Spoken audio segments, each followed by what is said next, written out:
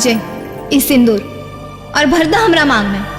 ला विजय, ताकि दुनिया हमनी के कबो जुदा ना कर पाई। ठीक कहा तारू काजल।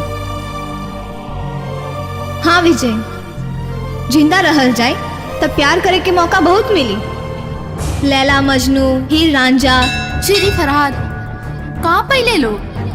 बस 2 पल के नाम। हमनी के नाम से का फर्क पड़ता? हमनी के तो जिंदा रह के बानू बदल जाई दुनिया के मिसाल। जो जमाना से लोग कहत आ रहल बा कि जब प्यार किया तो डरना क्या। लोग हमनी के सच्चा प्रेमी ना डरपोक कही, कायर कही। ई का कहत तारू काजल? हाँ हाँ हाँ, हम ठीक कहतानी। प्यार के मतलब नामर्दगी ना मर्दानगी होला। प्यार छुप छुप के जिए के ना बल्कि डट के मरे के नाम हो। प्यार करने वालों के लिए जीना क्या और मरना क्या। प्यार किया है तो इस जमाने से डरना क्या।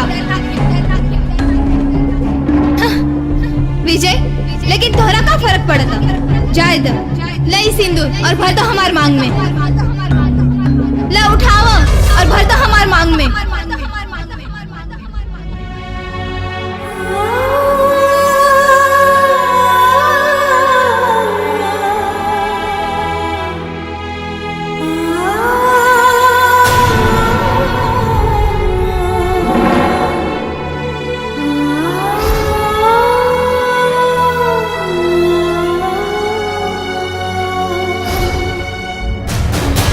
मतलब नामर्दगी ना मर्दानगी होला। प्यार करने वालों के लिए जीना क्या और मरना क्या। प्यार किया है तो इस जमाने से डरना क्या।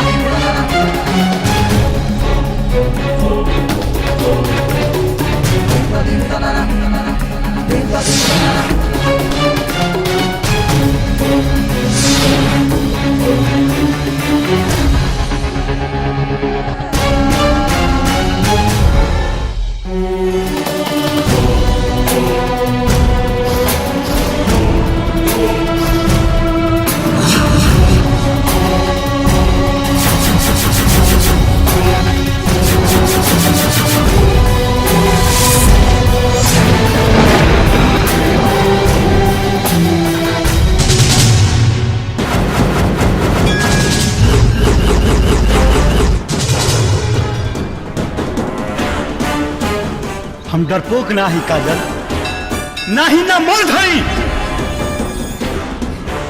न कायर हई। बहुत बदनाम भइली मोहब्बत, अब और ना होखी। अभी प्यार के आंधी केहू से रोके ना रोकाई। जब प्यार किया तो डरना क्या। चलो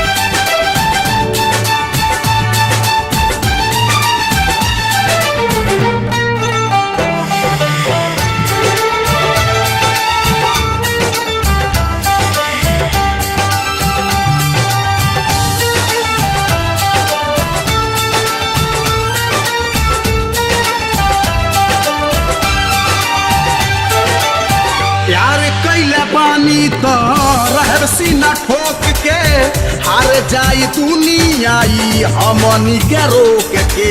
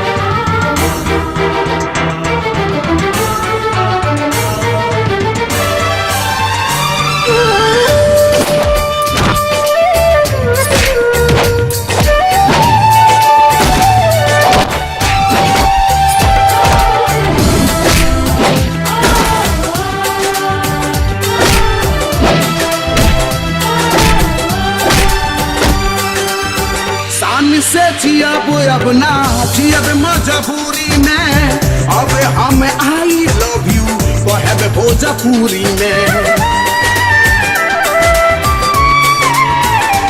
अरे मुहब्बत में फान जाइबू जरत अंगार हो, भूल जाई लोग लैला मजनू के प्यार हो। ये बंधन प्रीत के डोरी के डोर मचल जाए तोड़ी, हम प्रीत लगौले बानी ना कइले हई हम चोरी, ई हई सर के दी हल दुआ। प्यार किया तो डरना क्या, प्यार किया तो डरना क्या, प्यार किया तो डरना क्या, प्यार किया तो डरना क्या।